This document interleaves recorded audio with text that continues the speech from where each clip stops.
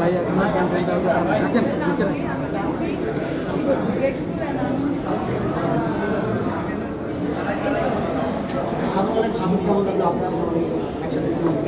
দারুণ ব্যাপার, দারুণ ব্যাপার।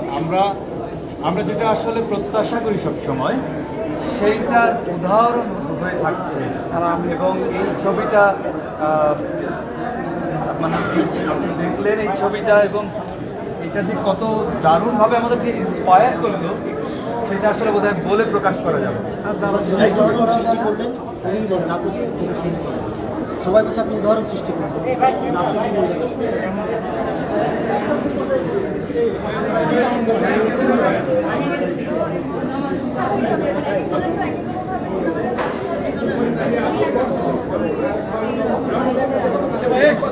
একটা আপুর কাছে আমাকে আসলে কীভাবে কাজ করছে, গল্প, অভিনয় না মেকিং না আসলে সেটা আপনার কাছে উনি এখনো চুপচাপ স্তব্ধতার কারণটাই বললাম।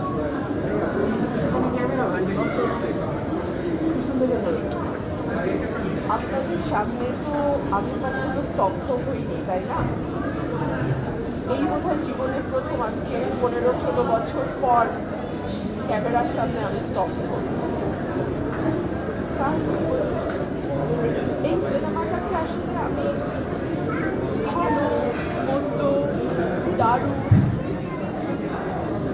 এগুলো এত তুচ্ছ হয়ে যায় সিনেমাটার সামনে, আমি ঠিক জানি না আমি কিভাবে এটাকে ব্যাখ্যা করব। আমি শুধু এটুকুই বলি, আমি মুভি পাগল মানুষ। আমার অবসরই কাটে মুভি দেখে, বই পড়ে। তো আমি অনেক বছর আমি এমন মুভি দেখি নাই যেটা আমাকে এলোমেলো করে দেয়। এই মুভিটা আমাকে এলোমেলো করে দিয়েছে। আমি কি এলোমেলো করে, গল্প, অভিনয় না মেকিং সব না মিউজিক না সব আমি কোনোটা আমি সিনেমাটোগ্রাফির থেকে আমি তাদের অভিনয়কে আলাদা করতে পারবো না। আমি সাধুর সাথে আমি তাকে আলাদা করতে পারি না। আমি সাধুর বউয়ের সাথে আমি খুশিকে আলাদা করতে পারি না। ওরা মিলেমিশে একাকার হয়ে গেছে, এখানে আমি আলাদা করে কিছু করতে পারবো না।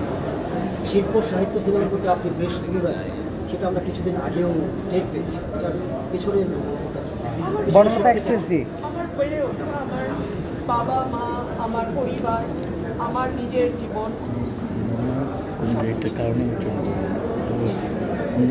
শিল্পের শক্তিটা শিল্পে থাকে, এই শক্তিটা কিন্তু প্রশ্নটা আসে, আমি তো চুপ থাকতে পারি, কেন চুপ না থেকে সরব হয়ে ওঠে, কোন শক্তির